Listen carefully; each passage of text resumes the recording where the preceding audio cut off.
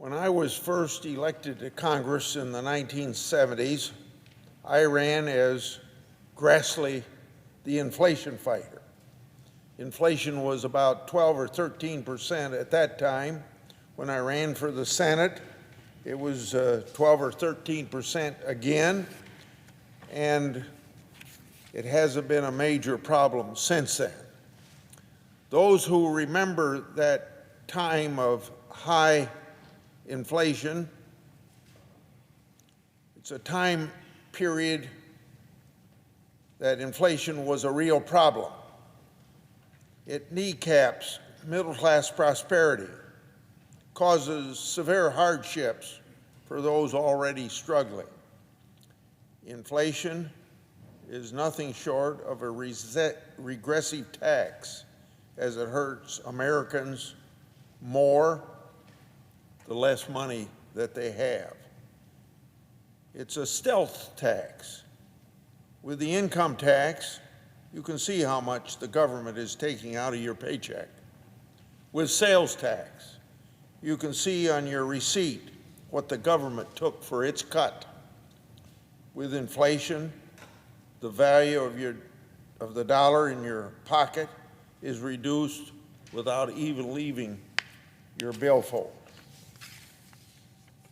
When Americans suddenly notice that it costs more to buy the same groceries, it can be hard to know who to blame. Did the store just decide to raise prices? Or is inflation caused by mysterious economic forces beyond anyone's control? In reality, the federal government can directly cause inflation by printing too much money to feed its spending habits. Politicians like to promise freebies that someone else will pay for. Maybe the rich will pay. Who's the rich, you might ask? Well, don't worry. It's not you, the big spenders assure us. Well, don't be so sure. President Biden suggested that if rich people pay their fair share of taxes, we can afford to spend another $4 to $6 trillion.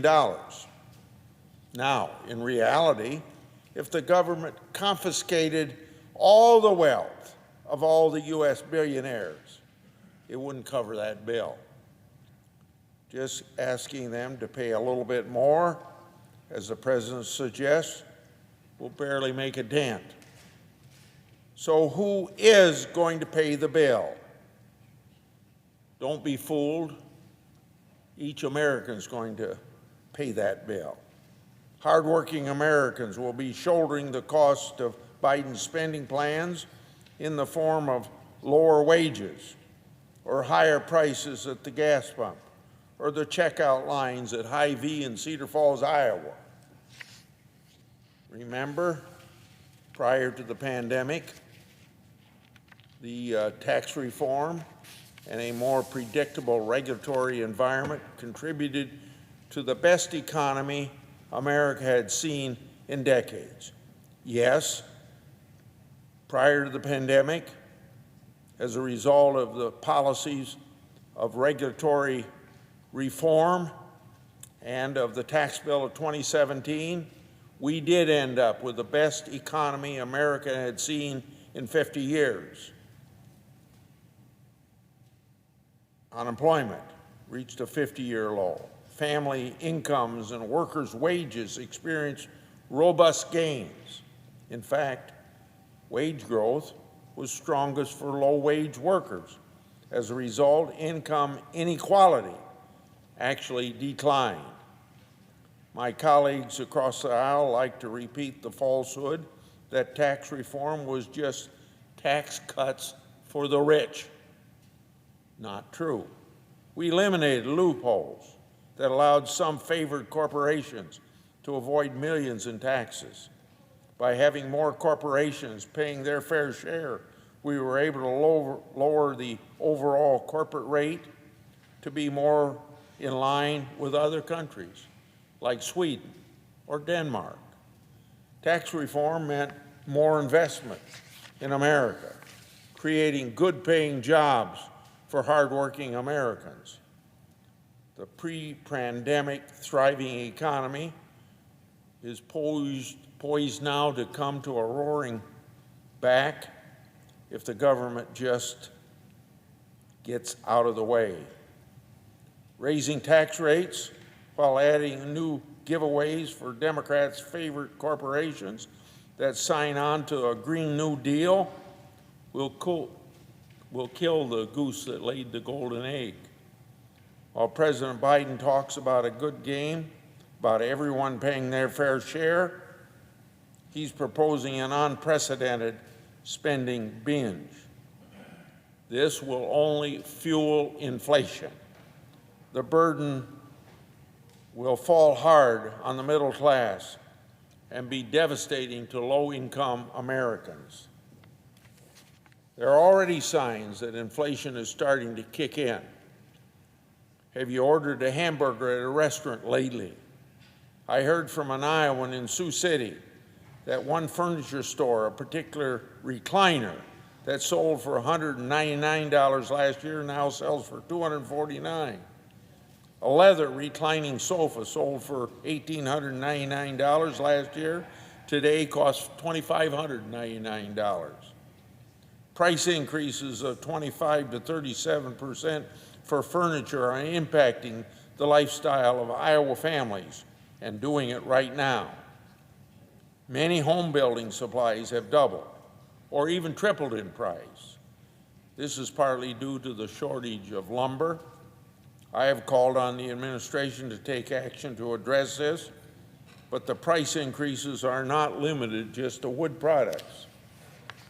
President Biden's economic advisors assure us that this inflation Iowans are seeing with their own eyes is just temporary and really nothing to worry about. But it is real and it is happening. Economists from across the political spectrum are starting to raise alarms. Larry Summers, you know, as the former president of Harvard, former outstanding economic professor at Harvard, was President Obama's chief economist and was also Secretary of Treasury under President Clinton.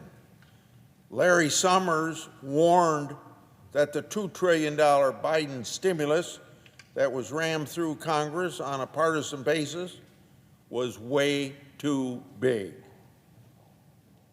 Larry Summers is quoted as saying, quote, "I think this is the least responsible macroeconomic policy we've had in the last 40 years, end of quote.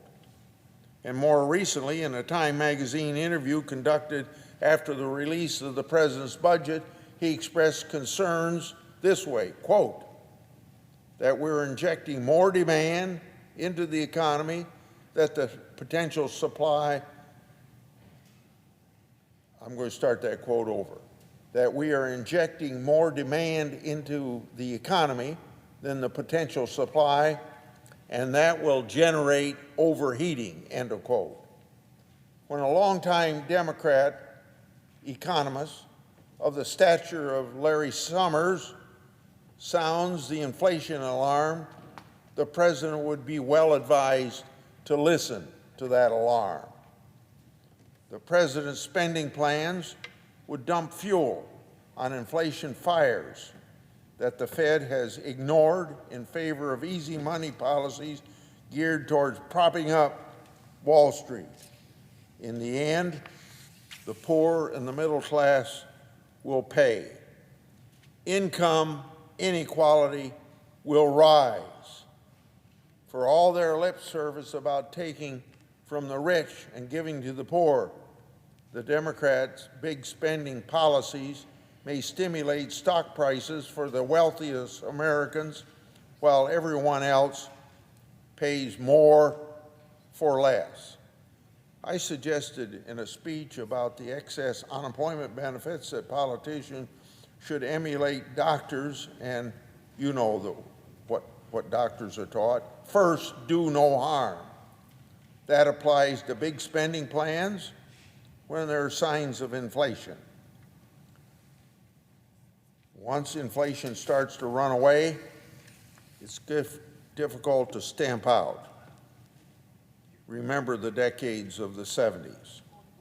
The Fed would have no choice but to aggressively hike interest rates, which could trigger a recession. Coming out of a pandemic that's caused so many hardships for American families, the last thing they need is more economic hardship caused by either inflation or a recession. That should give Congress pause. First, do no harm.